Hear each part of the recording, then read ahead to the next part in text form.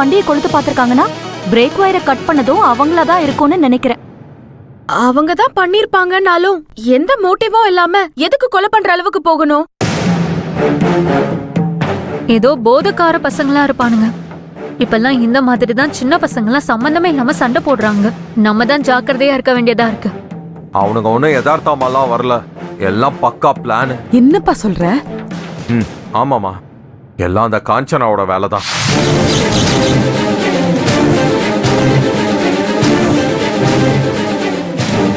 அவதான் ஆளை வச்சு ஹோட்டல்ல வண்டி நிறுத்தி இருக்கும் போது பிரேக் ஒயரை கட் பண்ணி விட்டுருக்கணும். ஒயரை கட் பண்ணி விட்டுட்டு கார் அப்செட் ஆனதும் அதே ஆளுங்களை வச்சு எங்களை கொல்ல பாத்துருக்கணும். அண்ணா, நான் உன் வண்டி பக்கத்துல தானே நான் நின்னேன். அப்ப யாரோ வந்த மாதிரி தெரியலையே. ஒருவேளை நான் உள்ள வந்ததுக்கு அப்புறம் அந்த வேலையை பாத்துருப்பாங்களோ? பிரேக் ஒயரையும் கட் பண்ணி விட்டுட்டு பின்னாடியே உன்னை கொல்றதுக்கு ஆளுங்களையும் அனுப்பியிருக்கணும். அந்த காஞ்சனாக்கு எவ்வளவு திமிர் எடுத்து போயிருக்கணும். ஓவர ஆட்டம் போடுறா. ஏதோ அப்பா சொல்றாருன்னு நான் வாய மூடிட்டு சும்மா இருந்தா நாளுக்கு நாள் அவ ஆட்டம் அதிகமாயிட்டே இருக்கு. ஏன் புள்ளையவே கொல்றதுக்கு அவ ஆள் அனுப்பியிருக்கான்னா இதுக்கப்புறமா நான் சும்மா இருந்தேன்னா சரியா இருக்காது. இன்னைக்கு அவளை உண்டு இல்லைன்னு பண்றா இல்லையான்னு பாருங்க. ரங்கா, அவசரப்படாத. அவனே பெரிய ஆபத்துல இருந்து தப்பிச்சு வந்திருக்கான். இந்த பிரச்சனையை கொண்டு நாம காஞ்சனா கிட்ட போனோம்னா அவன் எனக்கும் இதுக்கும் எந்த சம்பந்தம் இல்லைன்னு போய் தான் சொல்லுவான். அதனால ராகினிய வச்சு சட்ட ரீதியா என்ன நடவடிக்கை எடுக்கணுமோ அதை எடுப்போம். என்னப்பா பேசுறீங்க நீங்க? பிரேக் ஒயரை கட் பண்றதுக்கு ஆள் அனுப்பியிருக்கா, பின்னாடியே பெட்ரோல் ஊத்தி கொளுத்துறதுக்கும் பாத்திருக்கா. பத்தாததுக்கு அன்னைக்கு நீங்க ஹாஸ்பிட்டல் இருக்கும்போது ஆபரேஷன் பண்ண விடாம எவ்வளவு ரகலை பண்ணா. உங்களையே முடிக்க பார்த்தாப்பா அவ. தாலியை அடகு வைக்க போனா அதை திருடிட்டு எப்படி ஓட விட்டா. இது எல்லாத்தையும் நம்ம கைய கட்டிட்டு எப்ப பார்த்தாலும் வேடிக்கை பார்த்துட்டே இருக்கணுமா? இப்ப என் பிள்ளைக்கு ஏதாவது ஆயிருந்தா யாரு பதில் சொல்றது? ஏன் பிள்ளையவே தொட்டிருக்கானா பா.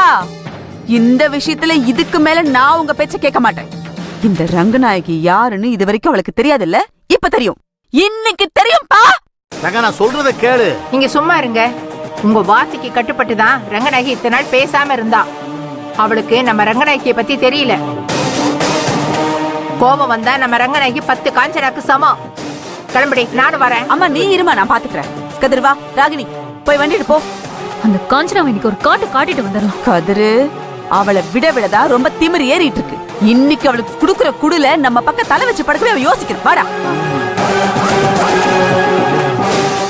நர்மதா, நீ கூட போ.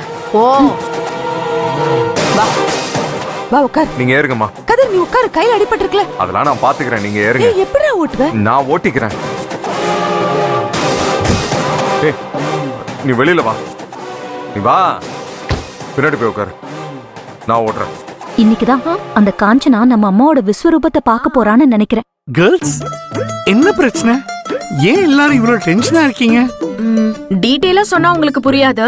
ஷார்ட்டா சொல்லணும்னா உங்க ஆளுக்கு ஒரு பிரச்சனை.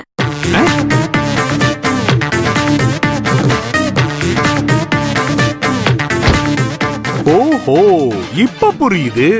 ரங்கி கிட்ட அந்த காஞ்சனா ஏதோ வம்பு இழுத்திருக்கா. அதான் ரங்கி அவ மேல இவ்ளோ கோவமா இருக்கா. ஆமா, இப்போ ரங்கி இந்த காஞ்சனா கிட்ட சண்டைக்கு போறாங்க. நீங்களும் போனீங்கன்னா ரங்கியை இம்ப்ரெஸ் பண்ணிடலாம்.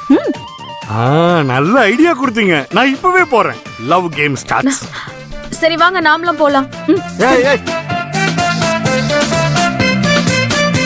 அப்பா, ஏய் நீங்களே எங்க வரீங்க? ரங்கி, மீ டூ கமிங். நீங்க எங்க வரீங்க? கதிர் இரு, நாங்களே ஏறிடுறோம்.